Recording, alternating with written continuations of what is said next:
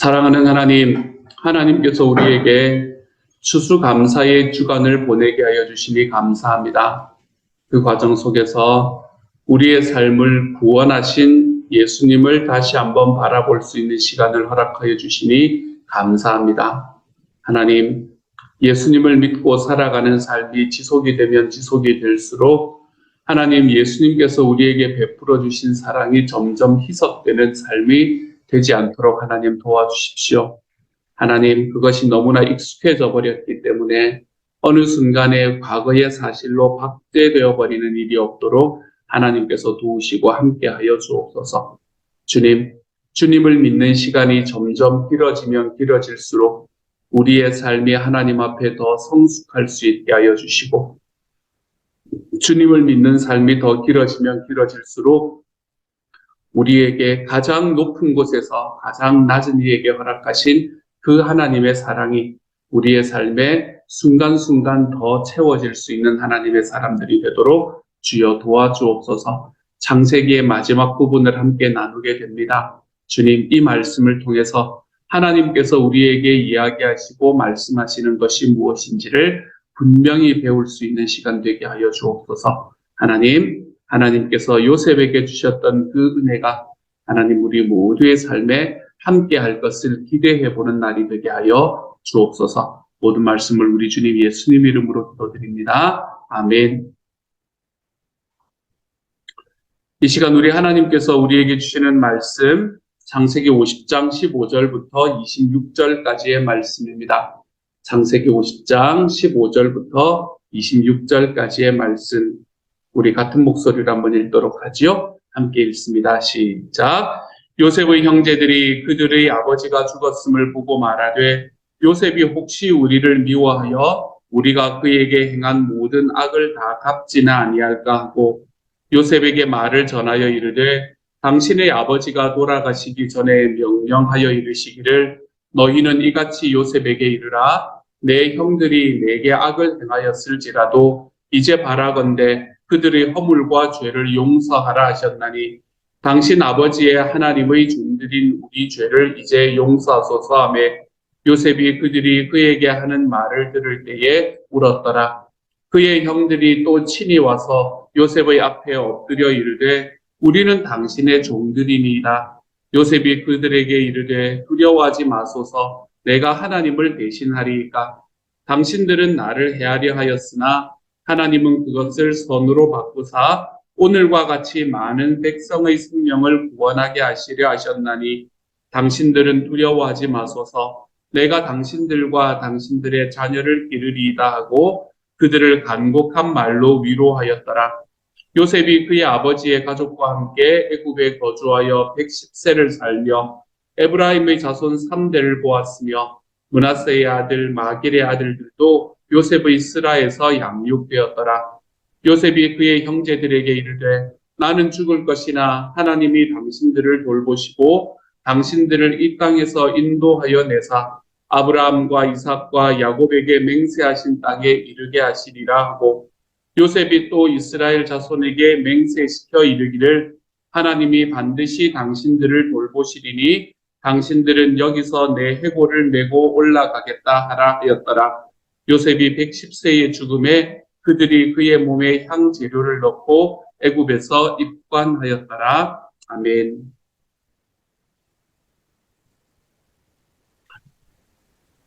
야곱이 죽고 났더니 한 가지의 일이 벌어집니다. 요셉을 울게 한 일이네요. 오늘의 말씀을 보니 이 한 가지 일이 벌어지는데, 그것이 뭔가 하면 요셉의 형제들, 다시 말해서 요셉의 형제겠죠. 요셉의 형제들의 마음이 이 요셉에 대한 두려움으로 가득 차게 되는 일이 벌어지게 됩니다. 우리나라 말에 그런 말이 있잖아요. 때린 사람은 발을 오그리고 자도 맞은 사람은 발을 펴고 잔다라는 이야기가 있는 것처럼, 오늘의 말씀을 바라보면 이 형들이 자기들이 요셉을 때렸다라는 것을 아마 알고 있었던 것 같아요. 물론 그걸 모르면 인간이 아니었겠죠. 그렇죠? 그걸 알고 있었기 때문에 자기 아버지가 살아계실 때는 그래도 요셉이 자기 아버지의 이야기 때문에 자기를 용서해 주었다면, 이제는 아버지라는 보호막이 사라지고 났으니 이제 우리에게 함부로 행하지 않을까라는 두려움에 그들이 사로잡혔던 것 같아요.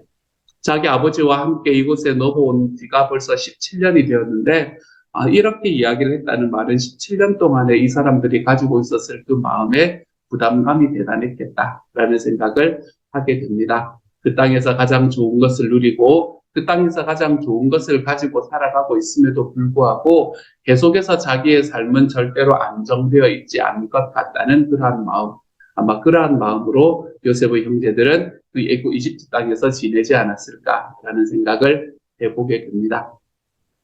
이 말씀을 가만히 바라보면 먼저 요 내용들만 바라보아도 여러분 우리가 죄를 짓는다는 것에 좀 더 많이 신중해질 필요가 있겠다라는 생각을 해보게 돼요. 우리가 죄를 짓고 나면 그 내가 지은 죄로 인해서 일어났던 일들이 다 해결되어 보인다고 하더라도 우리의 마음속에 있는 죄책감은 절대로 없어지지 않는다는 것을 오늘의 말씀은 또 한 번 보여주는 것 같습니다.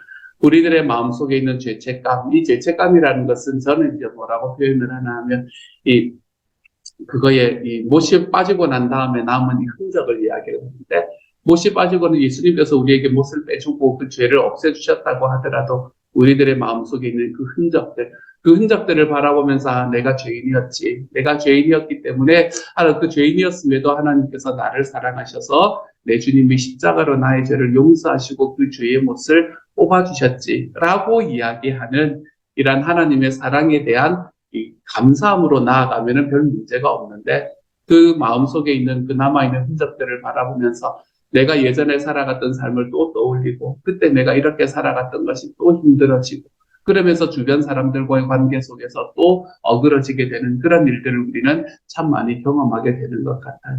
우리 삶에 있는 죄는 그 죄를 지은 사람에게 참 여러 가지의 이 결과들을 가지고 오게 하는구나 라는 생각을 해보게 됩니다. 여러분, 죄라는 건 절대 그냥 간단한 일이 아닙니다. 내가 지어버리고 그리고 그곳에서 뭔가가 해결이 되고 나면 그 자리에서 끝나버리는 게 죄가 아니에요. 죄라는 것은 우리의 삶에 굉장히 큰 이 후유증을 우리의 삶에 가지고 온다는 것을 오늘의 말씀 속에서 좀 기억해 보시기를 소망합니다. 그래서 죄의 자리에는 여러분 가능한 한 서지 않기 위해서 노력해보는 저와 여러분이 좀 되었으면 좋겠어요. 이것이 하나님께서 나에게 말씀해 주시는 죄의 자리다라고 생각하면 발을 들여놓지 않을 수 있는 그런 하나님의 사람이 되었으면 정말 좋겠습니다. 어쨌든 이 형제들은 지금 요셉이 자기들을 어떻게 할까라는 두려움에 빠졌습니다. 그래서 이제 요셉에게 다시 한번 용서를 빌려갑니다. 이 다시 한번 용서를 빌려가면서 이 단어가 참 재미가 있는데요. 뭐라고 이야기를 하냐면 17절부터 시작해서 그렇게 이야기를 합니다. 너희는 이같이 요셉에게 이르라. 이 너희라는 거는 이제 그 요셉의 신하들을 이야기를 하는 거거든요. 너 요셉에게 이르라. 내 형들이 내게 악을 행하였을지라도 이제 바라건대 그들의 허물과 죄를 용서하라 하셨나니, 그 다음에 뭐라고 이야기를 하나 하면 16절대로 그 16절에도 그러네요. 죄송합니다. 요셉이 말을 전하여 이르되 당신의 아버지가 돌아가시기 전에 라고 이야기를 하는 것. 여기서 당신이라는 단어가 요셉 당신의 아버지를 이야기를 하는 거잖아요. 그리고 난 다음에 17절에도 그들의 허물과 죄를 용서하라 하셨나니 당신 아버지의 하나님인 종들인 우리 죄를 이제 용서하소서라고 이야기를 합니다. 18절에도 그의 형들이 또 친히 와서 요셉의 앞에 이르러 이르되 우리는 당신의 종들입니다 라고 이야기를 하고 있죠. 여기서 뭐를 이야기를 하고 있나 하면 자기 자신들과 요셉을 서로 떼어놓고 이야기를 하고 있다는 것을 볼 수 있게 됩니다. 그렇죠? 차원이 다른 인간입니다. 우리 같은 사람은 신경 쓸 필요가 없는 사람들입니다. 뭐 이런 느낌으로 이야기를 하고 있는 것 같아요. 그래서 이 아버지를 이야기할 때도 우리 아버지라고 이야기하지 않고 당신의 아버지가 이렇게 이야기하고, 그리고 당신과 우리들을 계속해서 구분하고 있는 것을 보게 됩니다. 요셉이 혹시나 내가 내 형들과 똑같은 이제 가족의 사람이라거나 안 그러면 똑같은 인간이라는 것을 느끼게 되는 그런 마음이 혹시나 들까봐, 그래서 마음이 더 힘들어질까봐 이제 이 요셉과 자기들을 계속해서 구분을 하게 되면서 특별히 자기 아버지를 이야기하면서 당신의 아버지라고 이야기를 하면서 뭔가 우리가 지금 당신의 이 용서를 다시 한번 구하고 있습니다 라는 마음을 요셉에게 계속 표현하고 있는 거죠. 그렇게 이야기를 하면서 뭐라고 이야기를 하냐면 이제 우리를 용서해 주십시오. 아버지가 당신이 우리를 용서해 주라라고 이야기했으니 용서해 주십시오. 진짜 이렇게 이야기했는지 아닌지는 잘 모르겠습니다. 성경은 우리에게 이야기하고 있지 않기 때문에 그래요. 하지만 어떻게든 그게 진짜이건 진짜이지 않았건 어떻게든 당신의 아버지가 우리를 용서해 주라고 유언을 남겼으니 당신이 우리를 좀 용서해 주시기를 바랍니다. 이제는 우리를 당신의 형제라고 여기지 말고 당신의 종이라고 여기면서 좀 살아가 주십시오. 라고 이야기를 하고 있는 말씀을 이 말씀에서 이야기를 하고 있죠. 그것에 대한 요셉의 반응이 어떻게 되는가? 이러한 이야기들에 대한 요셉의 반응은 17절의 마지막에 요셉이 그들이 그에게 하는 말을 들을 때에 울었더라. 이게 첫 번째 반응입니다. 저는 성경에 나오는 모든 눈물 중에 가장 깨끗한 눈물이 이 요셉의 눈물 중에 하나가 이 요셉의 눈물이라고 생각을 합니다. 어떤 마음으로 울었을까요? 이런 상황에서는 어떤 마음으로 울 수 있게 되는 걸까요? 그렇게 생각하는 형들이 그거에서 야속해서 울었을까요? 자기가 살아왔던 삶의 과정들이 억울해서 울었을까요? 하나님께서 이제야 나에게 이런 승리를 주시는구나라는 그 승리에 대한 기쁨으로 울었을까요? 저는 그런 울음은 아니었을 것 같습니다. 이 요셉의 울음이라는 것은 어떤 울음인가 하면 어쩌면 그렇게 이야기할 수밖에 없었던 형들의 인생에 대한 공감의 울음이었을 수 있을 것 같고, 그렇지 않으면 또 한 가지를 생각을 한다면 요셉 자신이 자기 형들이 자기를 그렇게 생각해 왔을 것에 대한 사실은 좀 야속한 눈물이기도 했을 것 같다라는 생각이 제 마음속에 들어요. 하지만 요셉의 이 눈물의 의미는 전자에 더 가까운 것 같습니다. 왜냐하면 좀 이따가 그가 행하는 행동 때문에 그런 것 같기도 해요. 요셉의 눈물은 형들이 그렇게 살아왔던 그 삶에 대한 안타까움의 눈물. 이제는 용서를 받았는데 내가 사실은 그때 다 용서를 해버렸는데 그때 용서를 하면서 이미 형들에게 자기의 마음을 있는 그대로 표현을 했는데 그 표현한 것을 다 믿지 못하고 17년이라는 기간 동안에 또한 그러한 마음, 자기와는 다른 마음으로 살아왔던 형들에 대한 그 공감하는 눈물, 불쌍함의 눈물, 아마 그 눈물이 아니었을까라고 생각이 듭니다. 이렇게 울고 난 다음에 요셉이 뭐라고 이야기를 하냐면 형들이 우리가 당신의 종들입니다. 이야기하니까 19절부터 두려워하지 마소서 내가 하나님을 대신하리이까. 당신들은 나를 헤아려 하였으나 하나님은 그것을 선으로 바꾸사 오늘과 같이 많은 백성의 생명을 구원하게 하시려 하셨나니 당신들은 두려워하지 마소서 내가 당신들과 당신들의 자녀를 기르리이다 하고 그들을 간곡한 말로 위로하였더라. 이게 요셉인 거예요. 요셉은 형들에게 나아가서 형들, 내가 하나님을 대신할 수 없습니다. 라고 이야기합니다. 하나님을 대신할 수 없습니다. 라는 말씀은 이야기는 뭐를 말하냐면 우리 신약 성경에서 너는 누구가 네 이웃을 판단하느냐 라고 이야기하는 그 말씀을 한번 떠올려 볼 수 있을 것 같아요. 판단은 나에게 달려있는 게 아닙니다. 라고 이야기를 하는 것 같아요. 정죄는 나에게 달려있는 게 아닙니다. 판단은 하나님이 하시고 정죄도 하나님이 하시는 거죠. 그러니까 나는 그 하나님의 자리를 대신할 마음이 없습니다. 라고 이야기하는 게 먼저 내가 하나님을 대신하리까 라고 이야기하는 말의 의미가 되는 거예요. 우리는 살아가면서 판단 내가 하잖아요. 정죄 내가 하잖아요. 힘이 없고 혹시나 기분 나쁠까 봐 말을 안 해서 그렇지 마음속에 판단과 정죄는 다 끝내놓고 시작하잖아요. 우리가 누군가에게 다가갈 때. 하지만 요셉은 그렇게 이야기하지 않습니다. 판단은 나에게 달려있는 게 아닙니다. 정죄는 나에게 달려있는 게 아닙니다. 그건 하나님이 하시는 거죠. 그러니까 나는 하나님의 자리에 내 발을 들일 생각이 없습니다. 라고 이야기하며 자기 이야기를 시작합니다. 그리고는 당신들은 나를 헤아려 하였지만 하나님은 선으로 바꾸셔서 많은 백성의 생명을 구원하게 하시려 하셨습니다. 예전에 사실은 이 요셉이 형들에게 했던 이야기, 가족에게 했던 이야기를 그대로 하고 있는 거예요. 그렇죠? 걱정하지 마십시오. 당신들이 나를 팔았다고 해서 두려워하지 마십시오. 하나님께서 나를 먼저 보내셨을 뿐입니다. 이야기하면서 하나님이 자기들을 위한 섭리를 어떻게 인도해 오셨는가라는 그 이야기를 이야기했던 요셉의 이야기와 똑같은 말이 되는 거예요. 당신들은 나를 헤아려 하였지만 그것으로 걱정하지 마십시오. 하나님은 그것을 선으로 바꾸시는 분이십니다. 어떤 말씀이 생각나나요? 하나님을 믿는 모든 이들에게는 모든 것이 합력해서 선을 이룹니다. 라고 이야기하는 이 사도 바울의 고백이 바로 이 고백이 그 사도 바울의 고백의 원형이 되는 고백이 되는 거지. 하나님께서는 모든 것을 선으로 바꿀 수 있는 분입니다. 하나님께서 모든 것을 선으로 바꿀 수 있는 분이시라는 것을 내가 믿기 때문에 내가 주님의 자리에 서서 판단하고 정죄하는 자리에 서지 않으렵니다. 라고 얘기하는 거예요. 내가 판단하고 정죄하는 것은 내 마음으로, 내가 가지고 있는 감정으로 그렇게 할 수 있습니다. 그렇게 하는 게 뭐가 문제겠어요. 하지만 내가 그렇게 판단하고 정죄하고 나아갔을 때는 뭐를 막아버리는 순간인가 하면 하나님께서 하시는 일을 막아버리는 순간. 하나님께서 하시는 일이 있을 수가 있는데 그 하나님이 하시는 일을 막아버리는 거예요. 주님께서는 지금 내가 당하고 있는 그것을 통해서도 그 상황을 통해서 하나님께서는 내가 지금 판단하고 정죄하는 그 사람을 통해서 또 하나님의 일을 행해 나가실 수 있는 분, 선을 이루실 수 있는 분, 내가 그것을 막아버리는 순간이 바로 정죄해버리는 순간이 되는 거죠. 그래서 요셉은 지금 그렇게 이야기합니다. 하나님께서 선으로 바꿀 수 있는 분이셨습니다. 당신들이 나를 팔았던 일도 하나님이 선으로 바꾸셨습니다. 라고 이야기하고 있는 것. 저는 여러분이 정말로 로마서 8장 28절의 말씀을 우리의 말씀에서 우리의 마음에 좀 다 기억하고 살아가는 그런 오늘 하루가 되었으면 좋겠어요. 하나님을 믿고 하나님을 사랑하는 사람들에게는 모든 것이 합력하여서 선을 이루게 됩니다.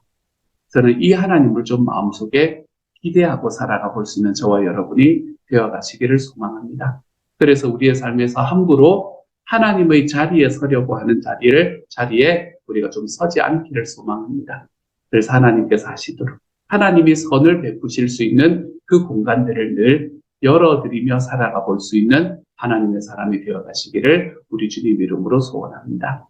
이렇게 하나님이 선으로 바꾸셨다라고 이야기를 하고 난 다음에 이제 구체적으로 이 형들에 대한 이야기를 하고 있는 게 21절이지요.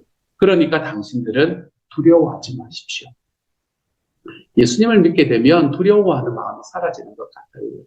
점점 두려움들이 사라져가는 것을 우리가 경험하게 되는 것 같습니다. 예수님을 알게 되면 우리의 삶에 사라지는 가장 첫 번째 두려움이 뭔가 하면 죽음에 대한 두려움이죠. 사실은 그것이 사라지게 마련입니다. 우리 주님을 아는 사람은 정말로 내 삶에 다가오는 그 죽음에 대한 두려움에서 좀 초연해질 수 있는 삶을 살아갈 수 있게 되는 것 같아요. 예전에 제가 대학교 때 저를 이끌어 주셨던 간사님은 뭐라고 이야기를 하셨냐면, 사람이 먹고 사는 문제에 초연할 수 있으면 하나님 앞에 위대한 일을 할 수 있다라고 이야기를 하는 분이 계셨습니다. 살아가면 살아갈수록 진짜인 것 같아요. 사람이 먹고 사는 문제에 초연할 수 있으면, 먹고 사는 문제를 주님께서 해결해 주실 것이라는 확실한 믿음이 있으면 주님 앞에서 위대한 일을 할 수 있다. 왜냐하면 우리의 걱정의 대부분은 먹고 사는데 달려있기 때문에 그러는 것 같아요. 그래서 우리의 삶에서 예수님을 믿고 나면 우리의 이 죽음이라는 것은 그런 것들이 포함이 되는 거잖아요. 그렇죠? 하나님께서 나의 삶의 필요를 채우시는 분이 내 하나님이다 라는 것에 대한 믿음이 있는 사람이기 때문에 우리는 그 믿음 속에서 하나님의 사명을 드디어 감당할 수 있는 사람으로 자라갈 수 있게 되는 거예요. 주님의 사명을 감당하는 사람들은 하나님께서 나의 삶에 주시는 그 필요를 채우시는 하나님을 우리의 삶에서 믿어드릴 줄 아는 사람이 되어야 됩니다. 하나님의 필요는 채워주실 거예요. 필요한 만큼 우리의 삶에 베풀어 주실 거예요. 그렇게 필요를 베풀어 주시는 하나님께 감사하는 마음으로 나아갈 때 우리는 주님의 사명을 감당하게 되는 겁니다. 요셉에게 그 사명은 무엇이었냐면 백성들의 생명을 구원하는 바로 그 사명이었죠. 하나님께서 자기의 필요를 채워주신다는 걸 알 때에 요셉은 그 자리로 한 걸음을 디뎌낼 수 있는 겁니다. 예수님께서 이 세상을 떠나시면서 우리에게 말씀하셨던 주님의 사명은 영혼 구원하여 제자 양육하는 일이죠. 하나님께서 우리의 삶의 필요를 채우실 것이라는 믿음 속에 있는 사람들에게 하나님께서는 그 사명을 맡겨주시기 시작을 합니다. 우리의 삶에서 정말로 주님 앞에서 나의 삶에 있는 그 필요에 대한 문제, 여기에서 조금 자유로워질 수 있는 저와 여러분이 되었으면 좋겠습니다. 필요의 문제, 죽음의 문제, 이런 데서 좀 자유로워지고, 그리고 하나님께서 나에게 말씀하시는 사명의 길로 나의 한 걸음을 디뎌내 볼 수 있는 하나님의 사람. 저는 저와 여러분이 그러한 사람으로 자라갈 수 있는 이번 한 주, 또 우리 평생이 되어갈 수 있기를 우리 주님의 이름으로 소망합니다. 이렇게 두려워하지 마십시오. 이야기하고 난 다음에 뭐라고 말하나 하면 이게 조금 추상적이라고 생각했나 봐요. 그래서 내가 당신들과 당신들의 자녀를 기르겠습니다. 라고 이야기를 하며 간곡한 말로 위로했다. 라고 이야기를 하고 있습니다. 내가 당신들과 당신들의 자녀를 기르리다. 라고 이야기하는 것은 요셉의 마음에 있는 이야기들을 그 마음에 있는 표현들, 그 생각의 표현을 하는 것과는 완전히 다른 이야기잖아요. 이건 행위를 말하는 겁니다. 행위. 여기서 기르리다라고 말하는 이 단어는 미완료형이 쓰였습니다. 이 히브리어에서 미완료형은 이 그리스어에서 미완료형하고 똑같은 의미를 가지고 있는 것은 아니지만 이것은 현재와 미래를 같이 표현하는 단어의 이 시제가 바로 미완료형입니다. 그러니까 요셉은 지금 뭐라고 말하고 있나 하면 내가 당신의 자녀들을 지금 기르고 앞으로도 계속해서 길러드리겠습니다. 라고 이야기하고 있는 게 이 요셉의 이 고백이 되는 거지. 그렇게 그 고백을 했던 것처럼 이 뒷부분에 요셉의 죽음에 있는 부분을 보면 요셉이 자기의 자녀들만 이야기를 하고 있는 거긴 하지만 자녀들을 키우는 이야기들에 관한 이야기를 그 뒤에 말씀에서 또한 볼 수 있게 됩니다. 요셉은 자기의 형들에게 내가 당신들과 당신들의 자녀를 기르겠습니다. 내 마음에 있는 무슨 표현 이런 것들을 넘어서서 내가 그것을 행동으로 당신들에게 보여드리지요. 라고 말하고 있는 것을 보게 되고요. 또 그렇게 말한 대로 살았던 요셉의 모습을 우리는 후반부의 말씀 속에서 그 힌트를 얻을 수 있는 것도 사실입니다. 우리가 하는 말은 우리의 행동으로 증명이 됩니다. 우리가 어떤 말을 하든 우리는 그 말에서 그 사람의 인격을 판단하는 것이 아니라 우리는 그 사람이 어떻게 행동하는가라는 것에서 그 사람의 인격을 판단하게 됩니다. 말은 우리의 행동으로 나타나는 것이 맞습니다. 우리의 삶을 볼 때에 내 삶을 누군가에게 이야기할 때에 우리는 내가 그렇게 말하지 않았느냐라는 것으로 나아가서는 안 됩니다. 그것은 충분하지가 않습니다. 내가 그렇게 살아가지 않았느냐라는 것으로 이야기가 될 때 비로소 우리는 사람들에게 영향력을 미칠 수 있는 그러한 삶을 살아갈 수 있게 되는 거죠. 요셉은 그런 삶을 살았습니다. 말하고 말한 대로 살아가보는 삶 말입니다. 사랑하는 여러분, 하나님께서는 우리에게 그러한 모습으로 이 요셉과 동일한 모습으로 다가오셨지 않았습니까? 그렇죠? 사실은 요셉을 이야기하면 요셉은 예수님과 가장 많이 닮아 있는 사람이다. 구약 성경에서 이렇게 이야기하시는 분들도 계시거든요. 하나님께서는 우리에게 내가 너희를 구원해 줄게 라고 이야기를 하고 그 구원해 줄게 라는 말로만 그친 것이 아니라 내가 너희를 구원해 줄게 라고 이야기하신 하나님께서는 자기의 아들을 십자가에 다는 일을 우리에게 보여주신 분이십니다. 그리고 그렇게 우리에게 보여주신 그 행위로 인해서 하나님께서는 자기가 말씀하신 그 말씀을 지키는 분이다 라는 것을 우리에게 보여주신 분이시지요. 하나님께서 우리에게 보여주시는 이 예수 그리스도의 은혜는 그래서 주님께서 우리에게 하신 그 말이 이루어지는 그 성취의 행위가 되는 것이 바로 예수 그리스도가 되는 겁니다. 그렇게 자기의 말을 행동으로 보여주셨던 하나님. 저는 이 하나님의 모습이 저와 여러분의 삶에 감사와 은혜로 먼저 가득하게 채워질 수 있기를 소망합니다. 우리 주님께서 나를 위해서 십자가를 지셨습니다. 그리고 이것이 주님께서 당신의 말을 우리의 삶 속에서 이루어주기 위한 하나님의 행동이셨습니다. 라는 것을 우리의 삶에 먼저 감사함으로 좀 나아가는 시간들이 되었으면 좋겠어요. 하지만 또 한 가지, 거기에서 한 걸음 더 나아가 내가 이제 주님의 자녀가 되었다면 주님, 저도 저의 말을 저의 행동으로 보여줄 수 있는 사람이 될 수 있기를 소망합니다. 우리가 이러한 기도로 하나님 앞에 좀 나아가 볼 수 있는 하나님의 사람이 되어 가시기를 우리 주님의 이름으로 축복합니다. 우리 주님께서는 우리의 삶 속에서 그렇게 할 수 있는 마음도 주시고 능력도 주시는 분이시기 때문에 우리가 그렇게 살아가는 과정 속에서 절대 실패하도록 만들지 않으십니다. 그러므로 사랑하는 여러분, 이번 한 주 감사의 주간을 살아가시면서 주님께서 나를 위해서 행하셨던 그 행위에 감사해 볼 수 있는 한 주가 되어 가시기를 소망합니다. 또한 우리의 삶이 나의 말을 나의 행동으로 나타내는 하나님의 사람이 되게 하여 주옵소서. 우리가 좀 기도해보고 그러지 못한 일이 있다면 하나님 앞에 좀 회개해보며 살아가 볼 수 있는 하나님의 사람이 되어 가시기를 우리 주님의 이름으로 축복합니다. 이 시간 같이 한번 기도하며 나아가도록 하지요. 제가 한번 기도합니다. 사랑하는 주님, 요셉이 형들에게 이야기하는 모습, 형들이 두려움에 떠는 모습, 하나님 이런 걸 바라보면서 죄가 한 사람의 삶을 얼마나 파괴적으로 이끌어가는가라는 것을 보게 됩니다. 요셉을 팔고 난 다음에 요셉을 만날 때까지 최소한 15년, 요셉과 함께 정말 어쩌면 행복한 것처럼 살아갔던 시간이 적어도 17년. 사랑하는 하나님, 그렇게 30여 년이 지났음에도 하나님이 아직도 해결되지 못하는 그 죄의 문제. 주님, 우리가 이 죄의 자리에 그러므로 좀 걸어 들어가지 않도록 하나님께서 도와주십시오. 주님, 우리의 삶을 이렇게 힘들고 아프게 만들 이 죄의 자리가 있으면 거기에서 뒤로 물러설 수 있는 하나님의 사람이 되게 하여 주십시오. 사랑하는 하나님, 요셉이 이야기하는 이 요셉의 이야기, 이 눈물과 요셉의 고백 속에서 하나님 정말 하나님께서 우리에게 주시는 예수 그리스도의 십자가를 바라보게 됩니다. 주님, 모든 것을 합력하여 선을 이루시는 하나님을 바라봅니다. 우리의 삶에 말을 행동으로 직접 증명하여 보여주신 하나님을 바라봅니다. 주님이여, 우리가 그 하나님의 모습을 바라볼 줄 알았다면 하나님이여, 우리가 그 주님의 말씀대로 변해 가볼 수 있는 우리 모두가 될 수 있도록 주여 도와주시고, 우리도 하나님 앞에서 모든 것이 합력하여 선을 이룰 것이기 때문에 내가 함부로 정죄하지 않겠습니다. 하나님, 우리가 그 자리로 하나님 앞에 좀 걸어가 볼 수 있는 하나님의 사람들이 되도록 주여 도와주옵소서. 모든 말씀 우리 주님 예수님 이름으로 기도드립니다. 아멘.